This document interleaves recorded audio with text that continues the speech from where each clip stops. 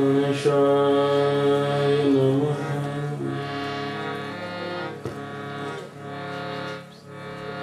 वक्रतुंड महाकाय सूर्यकोटि समप्रभ निर्विघ्नं कुरु मदेव शुभकार्येषु सर्वदा। गुरुर्ब्रह्मा गुरुर्विष्णु गुरुर्ब्रह्मा गुरुर्विष्णु गुरुर्देव महेश्वर गुरु साक्षात् परब्रह्म तस्मै श्री गुरुवे नमः। या देवी सर्वभूतेषु शक्तिरूपेण संस्थिता नमस्तस्यै नमस्तस्यै नमस्तस्यै नमो नमः। वसुदेवसुतं देवं कंसचाणूरमर्दनं देवकी परमानन्दं श्रीकृष्णं वन्दे जगद्गुरुं श्रीकृष्णं वन्दे जगद्गुरुं। बोलिए श्री कृष्ण कन्हैया लाल की जय। श्री द्वारिकाधीश की जय। श्री रणछोड़राय की जय। बालकृष्ण भगवान की जय। श्री अम्बे माता की। भागवत भगवान की जय। सद्गुरुदेव की जय। संत पुनीत महाराज की जय। श्री राम भक्त प्यारे की जय। ओम नमः पार्वती पतये हर हर महादेव। हरे राम हरे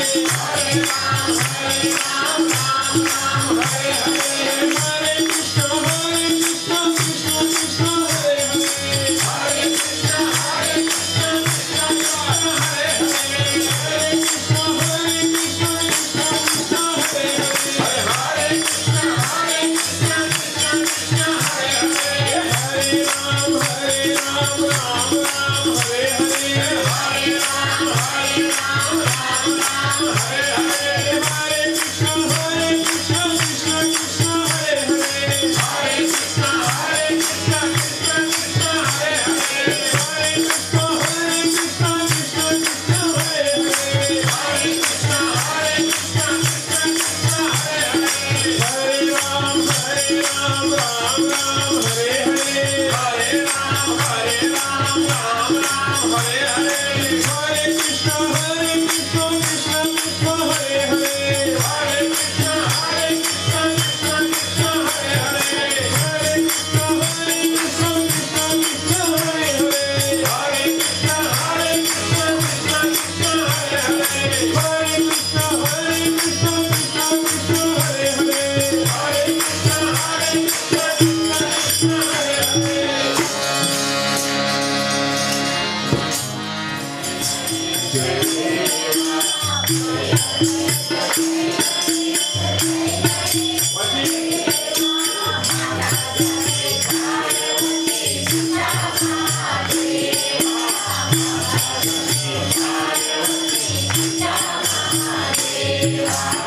એવું નથી, મને ખબર હતી કે ઉપડી જશો તમે, પણ વાત એવી છે, જય ગણેશ જય ગણેશ જય ગણેશ દેવા, પ્રેમથી પધારજો મારે ઘેર રેવા, પ્રેમથી પધારજો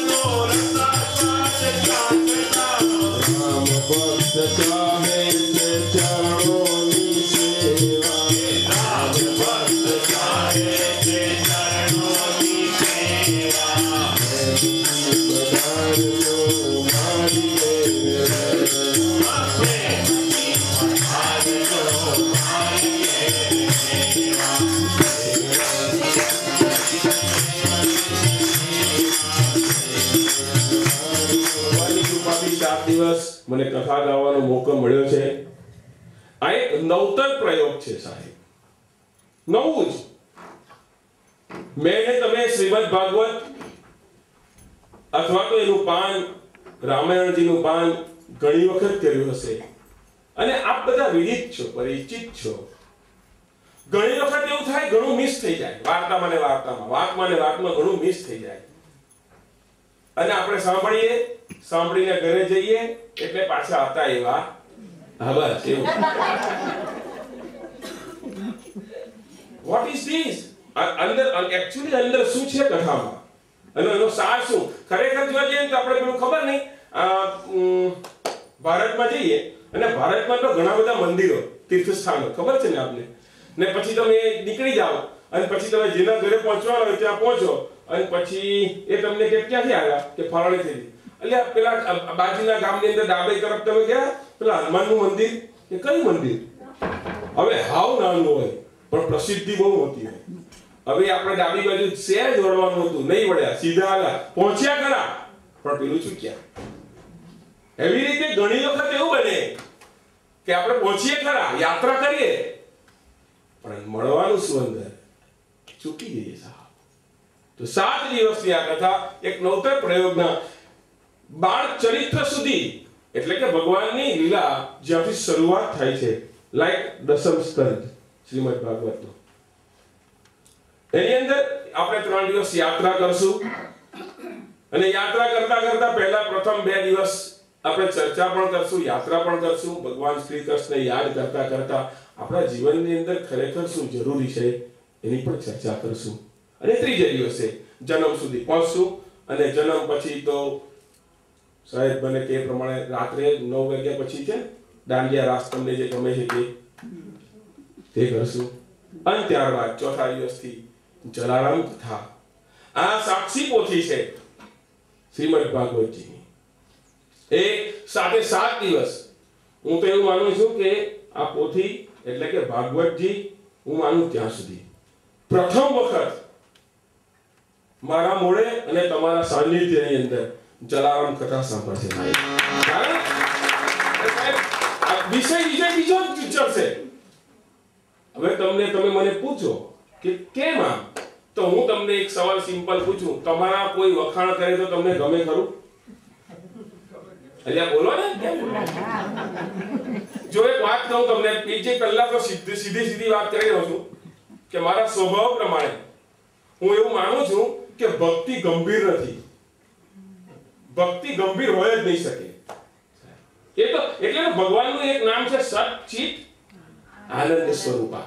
આનંદ છે, હસતા. ભક્તિને ગંભીર લોકોએ બનાવી દીધી એકદમ આમ કરીને, પણ નહીં ઉતરે તારા ભેજામાં. એના કરતા તમે જો હસતા તમે જે યાદ રહે ને એ રડવાનું યાદ નહીં રહે. ને દુનિયા રડાવવા વાળી બહુ પડી છે યાર. હસાવવા માટે જો કલપ ખોલવી પડે છે. હસાવવાની લાફિંગ કલપ તો ત્યારે ખોલવી પડે કારણ કે રડાવવા વાળા છે. અહીંયા આપણે હસીએ ને ઘરે એટલે હા તો બસ પહેલી વાર 7 દિવસ આનંદ પ્રમોદ સાથે ભગવાનના શ્રી ચરણ સુધી પહોંચવાનો પ્રયત્ન કરશું. તો હું વાત કરતો હતો કે આ 7 દિવસ એમાં 3 દિવસ આ કથા અને 4 દિવસ જલારામ કથા સુધી પહોંચશું. બાળ ચરિત્ર જ કેમ પસંદ કરવામાં આવે? બાળ કેમ? બાળક એટલે કેવું? જો તમને કહું આ 7 દિવસ હું તમારો ને તમે મારા, એટલે હું પૂછું એનો જવાબ તમારે આપવો હોય તો આપજો, નહીં આપવો હોય તો પાછો ચડે એવું લાગે. તમે બધા ઘરેથી તૈયારી કરીને હા પાકા છો તો બધા. બાળ ચરિત્ર કેમ? એનું કારણ એ છે, તમે જુઓ તો ખરા, હજુ સુધીમાં હું જે કહું છું એવું તમે વિચાર્યું નહીં હશે ને હવે આજે કહેશો હા લ્યા ભગવાનને કેટલા વર્ષ થયા જન્મ્યાને? 5000 અને 14 વર્ષ થયા. 5000 ને 14 વર્ષ થયા ભગવાનને જન્મ્યા. બરાબર. હવે આપણી બર્થડે હોય 70 વર્ષના થઈએ એટલે આપણે કેટલી મીણબત્તી મૂકીએ? 7 મૂકો કા 70 મૂકો માનો. તો પેલાને 5000 વર્ષ થયા. એ મૂકી શકું ગમે છે એ વાત સાચી સાબિત થઈ ગયું. હવે આપણી વાત આપણને પણ અનુજ ગમે. તમે મંદિરમાં જ્યારે આવો દર્શન કરવા અને પાકીટમાંથી ગજવામાં હાથ નાખો, ક્રિસ્પ જો સમય સમજણ પડી ગઈ. અને પેલો જાળો 1 પાઉન્ડ આવે તો એને તમે શું કહો? પાછી સારું કામ નહીં. શું એટલે પેલી તાંબાની શોધે નામ કરીને કાઢીને. ભગવાનને નાની ચીજ પસંદ છે. ભગવાન કૃષ્ણનો જન્મ ક્યારે થયો હતો? રાત્રે 12 વાગે. અને રામનો જન્મ બપોરે 12 વાગે. હવે મને પૂછો કે કેમ એમ? એ તો લોકોના 12 વગાડવા તો આવ્યો છે. બે એક કંસ અને એક રાવણ. જો કેવું છે તે તો તમે આવું તો કોઈ હું કહું એવું વિચારી નહીં કે રામ ને રાવણ ની રાશિ એક. તુલા રાશિ યાર. કૃષ્ણ અને કંસની રાશિ પણ. રામ ને રાવણ ની રાશિ એક, કૃષ્ણ ને અને પૈસો ને પરમેશ્વર ની રાશિ પણ એ રાશિ પણ. આ ત્રણે મને હું આ જગ્યા પર પ્રવચન કરતો એક છોકરો ઉભો છે કે મહારાજ એક વાત, જો કે આ મારા વિષયની બહારની વાત છે તો પણ છોકરાએ કહ્યું એ તમને કહું. મેં કહ્યું કે રામ અને રાવણની રાશિ એક, કંસ અને કૃષ્ણની રાશિ એક, પૈસો અને પરમેશ્વરની રાશિ એક.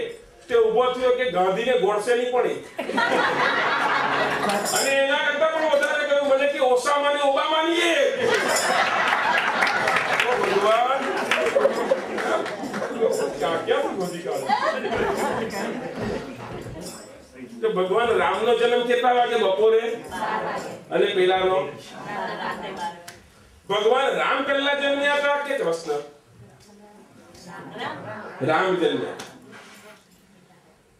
સિદ્ધાંત એમ કે છે, શાસ્ત્ર એમ કે છે, રામાયણ એમ કે છે, તુલસીદાસ એમ કે છે, વાલ્મીકી એમ કે છે કે જ્યારે પણ ભગવાન રામનો જન્મ થયો એ સૂર્યવંશી કહેવાયા. કેમાં? સૂર્યવંશમાં એનો જન્મ થયો. અને ત્યારે 1 મહિનો સુધી સૂર્યનો રથ ત્યાંથી જતો હતો ત્યાં ઉભો રહ્યો. 1 મહિનો સુધી જોવા માટે દર્શન કર્યા. 1 મહિનો જે આનંદ થયો. અયોધ્યા में आनंद भयो, जय रघुवर लाल की.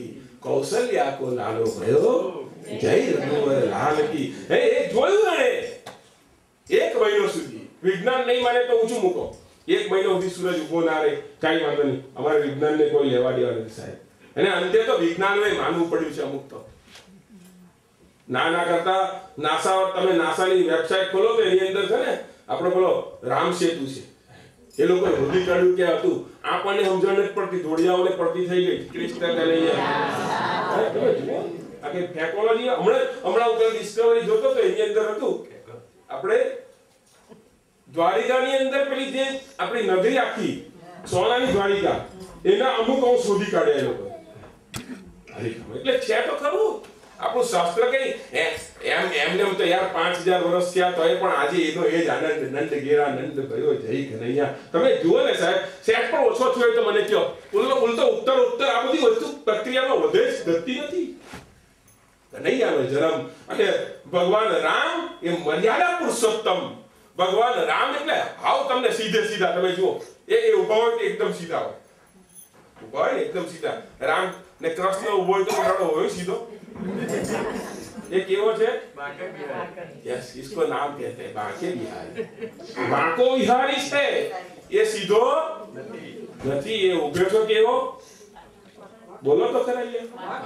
એ ઉભો છે એની બંસી કેવી, કુંડળ કેવા, બધું જ વાંકું. ને આપણું રાત ઓછી દીધો. અલ્યા કનૈયો વાંકો ને આપણે હા બધાને એવું જ છે ને. બધાને એવું જ હોય કે આઈ છે ને આઈ એ સીધો હોય ને યુ એટલે તેડો. યુ તમે લખો તો એ વક્ર છે એટલે તું વાંકો ને આઈ બધા આખી દુનિયા. તો ભગવાન રામનો જન્મ બપોરે 12 વાગે અને કૃષ્ણનો જન્મ રાત્રે 12 વાગે થયો યાર. અને સૂર્યનો રથ 1 મહિનો સુધી ત્યાં ઉભો. અને જ્યારે આખી દુનિયા ખુશ હતી અને ત્યારે એક વ્યક્તિ નાખુશ. चंद्र चंद्र ने राम ने कहा कि बाप जी मैंने क्या गुनाह किया, ऐसा कौन सा पाप किया, बधाए दर्शन किया। बोलो હું દર્શન નહીં કરી શક્યો, આઈ એમ સોરી ભગવાન, પણ મને આ ગમ્યું નહીં।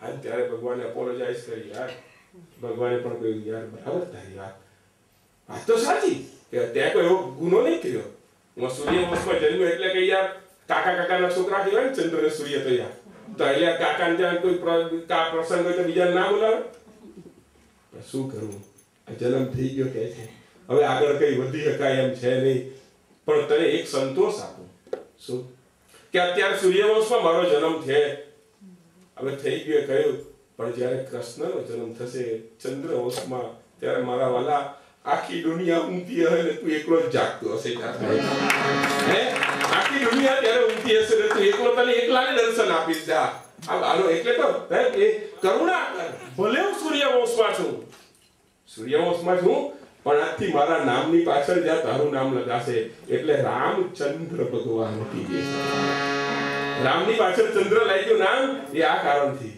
કે મારા વાલા તને મોટાએ આપી દો।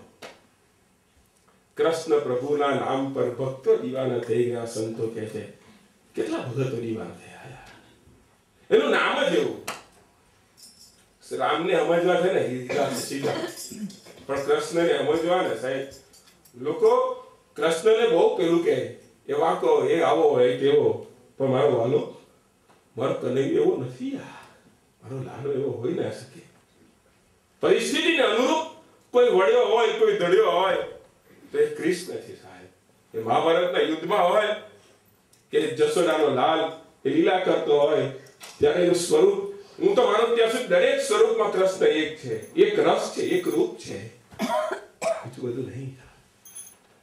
કૃષ્ણને લોકોએ વખોડ્યો છે અને સંતોએ વખાણ્યો છે, એનો વાવ થાબ્યો।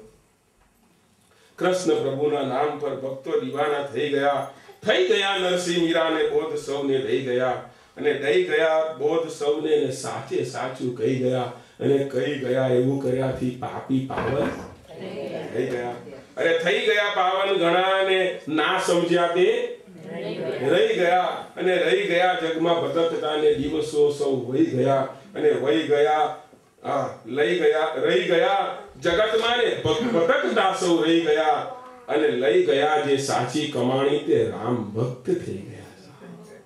કોઈ મળે, કોઈ વિરલો મળે જે ભગવાનના ચરણ સુધી જાય યાર।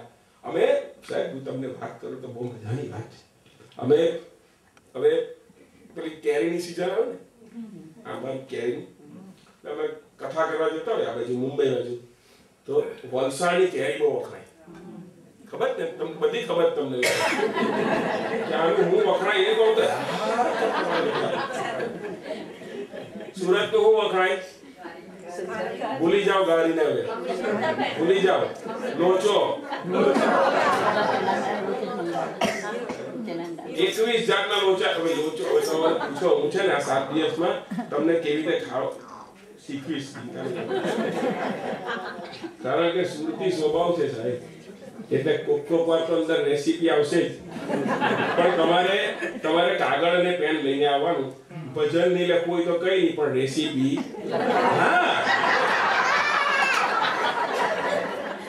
ઘણા તો એવો ફાયદો કરવા આવે છે, 9 દિવસની કથામાં ઘણા તો આખું સ્વેટર ગૂંથી નાખે, 9 દાડા થાય, ઘણા પેલું દીટવા આવે, મોરવા આવે, 5 જણી બેઠી હોય, આટલું પાપડી આપી દે, મહારાજને કથા કરવી કરે જાય, પાપડી થઈ ગઈ, આટલું તો કામ થયું, તે શું વખણાય છે? લોચો। તે કેવી રીતે બને ખબર છે? લોચો એટલે આદુની સૂંઠ, આદુને તમે સૂકવી નાખો એટલે શું થાય, પણ આ આદુ એટલે ખમણ પહેલાની જે આઈટમ એનું નામ, એને ગરમ જ ખાવાનો, લોંડો જ ખાવાનો, એટલે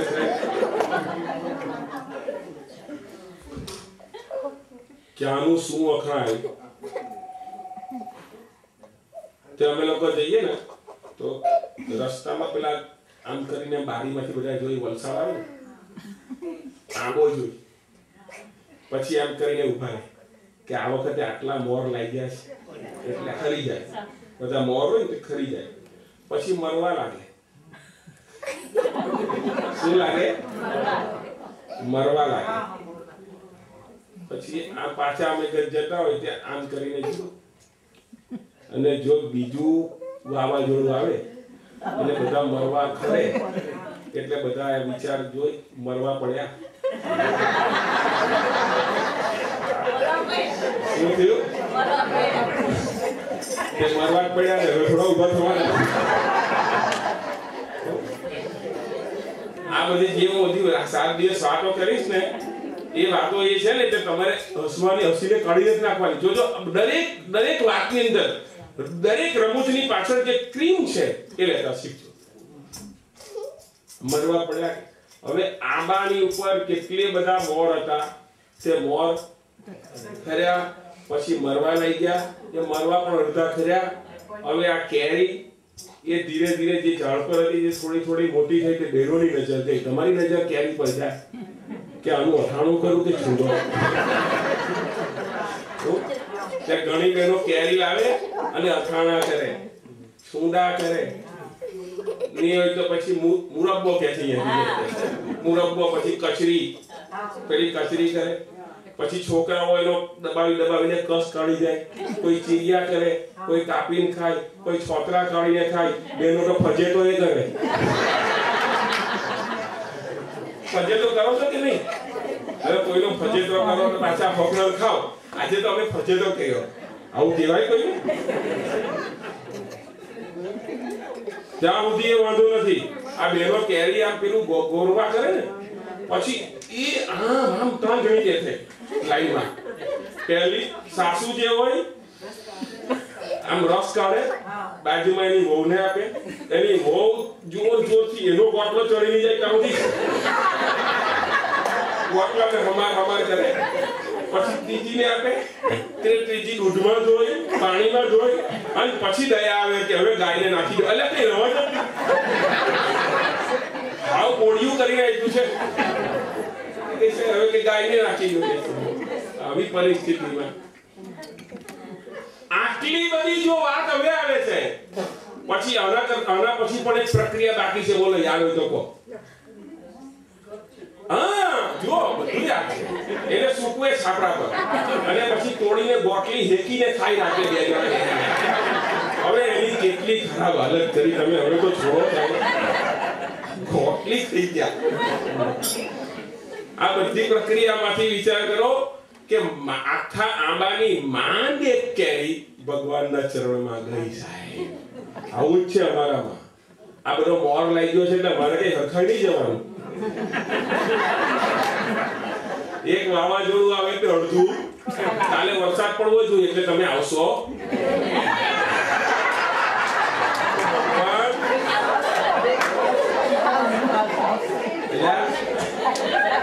જો ભૂલ કરતા એટલે હું 7500 માઇલથી આવું છું તમને સંભળાવવા માટે. પાછા તમે કહેશો તમારા જેવા કેટલા આવે ને કેટલા.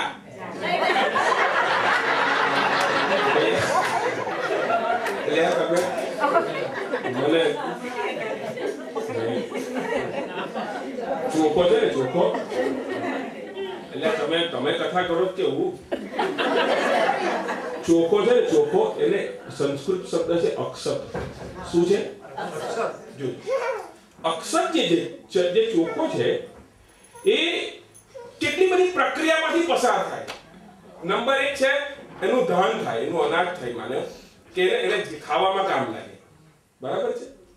નંબર 2 છે આવી રીતે સુશોભનમાં, આવી રીતે નવગ્રહ પૂરવાના હોય, મંડપ રચવાનો હોય, એમાં પણ કામ લાગે. લાગે કે નહીં? ઘણા ચોખા એવા છે જે જમીનમાં જ દટાયેલા હોય અને પાછા એમાંથી ફળદ્રુપ થઈને પાછા ઉગે. આ ઘણા ચોખા એવા છે. ઘણા ચોખા સાહેબ એવા છે એ કંકુની સાથે સંગ કરે, કંકુની સાથે મળે અને સંતો અને ભક્તોને ભગવાનના માથા પર ચડે. કંકો ચોખો ક્યાંનો ક્યાં ગયો વિચાર તો કરો. અને આ જ ચોખાએ સંગ કરતા કરતા જો ભૂલમાં પણ કુસંગ કરી નાખ્યો સાહેબ. જો ભૂલની અંદર દાળની જોડે ગયો, એ ખડબડી કરતા વિચાર કરો, ચોખ્ખો પુરુષ જાતિ કહેવાય, ચોખ્ખો કેવો, પણ દાળની જોડે સંગ કર્યો તે નારી થઈ ગયો, ખીચડી. એટલે તો ગંગા સતી કહે છે ને, સંગ તો કરો તો પાનબાઈ, એવા હારે કરજો જે ભજન મારે વે એ ભરપૂર. કૃષ્ણ કહે છે, અર્જુનને સ્પષ્ટ કહ્યું છે કૃષ્ણએ ગીતામાં કે મને જે અનન્ય ભાવે ભજે એ મારો થઈને રહે, એને દૂર ના કાઢે ભગવાન. ભગવાન કૃષ્ણ એનું ચરિત્ર વાંચીએ તો બહુ મજા. સાહેબ મહાભારત પણ વાંચવા જેવું છે. તો અમુક લોકોએ ખબર નહીં કઈ પેલું કરી નાખ્યું કે આ નહીં વંચાય, નહીં વાંચો. નથી વાંચતા તો એ મહાભારત તો થાય જ છે ને. મને કોને નથી વાંચતા તો મને કોને કઈ જગ્યાએ રામાયણ થઈ, મહાભારત છે. હવે જમાના ગયા, આપણે હિન્દુ છીએ. આપણું પુરાણ તમે તપાસો તો બધી જગ્યા પર એકતા તમને દેખાશે. સાહેબ રામાયણ તપાસો તો તમને ખબર પડે કે એક એક જણે કેટલી બધી પેલી એ આપી છે, તમે બલિદાન આપ્યું છે. તમે જુઓ તો ખરા, રામને રાજ્ય મળવાનું હતું, એની જગ્યાએ બીજે દાડે હવાની પરમાં જંગલમાં જવું પડ્યું. સાહેબ એ નહીં, એ સ્થિત પ્રજ્ઞ સ્થિતિ. મળવાનું હતું ત્યારે ખુશી નહીં થઈ, અને જવાનું થયું ત્યારે ભાઈ આંખમાં રૂડન નહીં આવ્યું, એટલે કરુણા કરે. એટલે રામ રાજ્ય સ્થાપવું હશે તો ઘણું બધું જતું કરવું પડે યાર. પકડી નહીં રાખો યાર, છોડો, છોડતા શીખો. ત્યાગ ભાવના જે છે રામાયણ વાંચશો તો ચોક્કસ આવશે. ભગવાન રામે જ્યારે વનવાસનું પેલું કર્યું, ભગવાનને નહીં ખબર એવું લાગે તમને? રામને ખબર નહીં હોય એવું લાગે તમને? એ તો ચરિત્ર કરતા, પણ બધી જ રામને ખબર હતી. પણ હું માનું છું ત્યાં સુધી સાહેબ આ તો